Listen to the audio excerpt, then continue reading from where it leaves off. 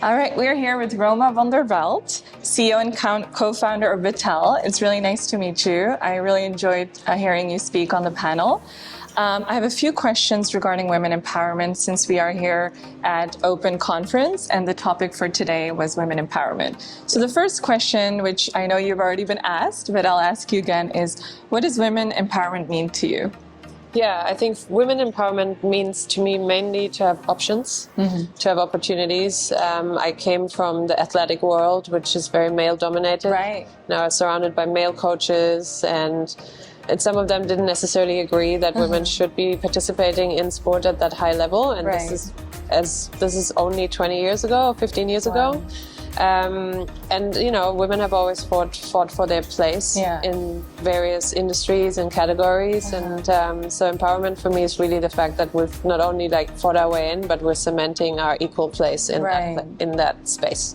And then coming from a sports background, now running your own company, I'm sure you faced a lot of challenges. I know you spoke a little bit about how, you know, the sports industry was very structured, and then all of a sudden, when you were running your own company, it was kind of all over the place. Yeah. Now, besides from that, what are some of the other challenges that you had to face?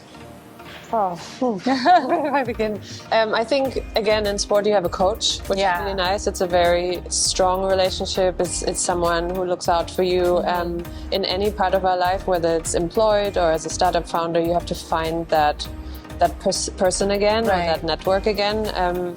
I think as a woman and a woman of color, building my networks took time. Yeah. So I didn't grow up in the US and I didn't go to any of the Ivy League schools, which, you know, permeates some of the startup world where that's something that opens doors. Yeah, and I found through a lot of persistence, you know, also we heard from one of the other speakers, if you can find the commonality in a conversation early on, that's been something that I've been able to learn and then, you know, meet people and use that snowball effect to get to spaces and conferences like this one.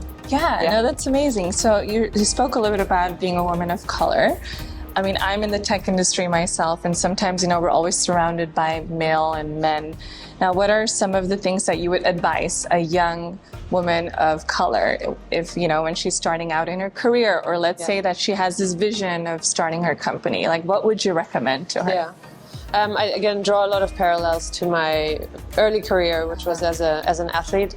I joke I learned how to speak male and female through different parts of my career. Definitely, yeah. So I was an athlete where I had to learn to not be too nice, to really find an armor and a face that I would put on in competition, even though behind it I might have been shaking in my boots. Or you know, I wanted to be nice because I liked some of the women off the piste, but not when I had to fight against them or run against them. And my coach used to make it very clear to me that there were those two parts of my persona.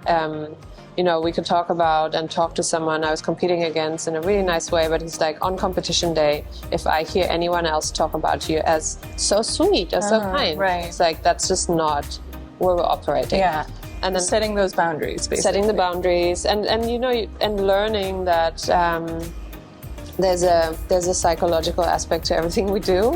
And then you go into the startup world and it's, you know, you maybe know some of the statistics. So only 2% of funding goes to women.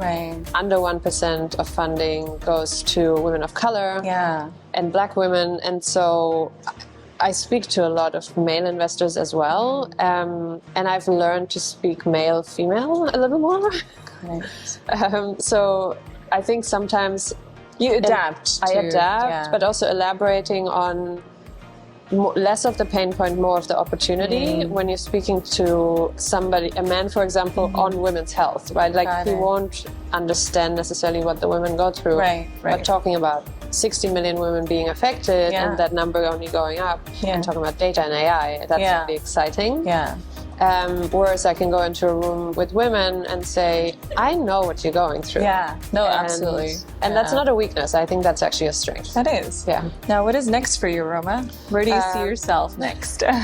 So we're raising a pre-seed round right now. So that's exciting. Speaking of, we need more people to talk to. Our cap table is 50-50 men and women, which I'm really proud of.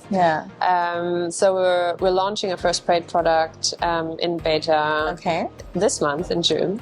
We're looking at first integrations with virtual care providers through pilots as well this month, and then in the fall we're doing a public launch of the first full product. Wow, so this is a very exciting month for you then. It is. I hope it all goes well. I'm going to be so following much. your journey Thanks. and I hope to see you soon. Yeah. Thank you so much, Roma. Thanks again. Thank you.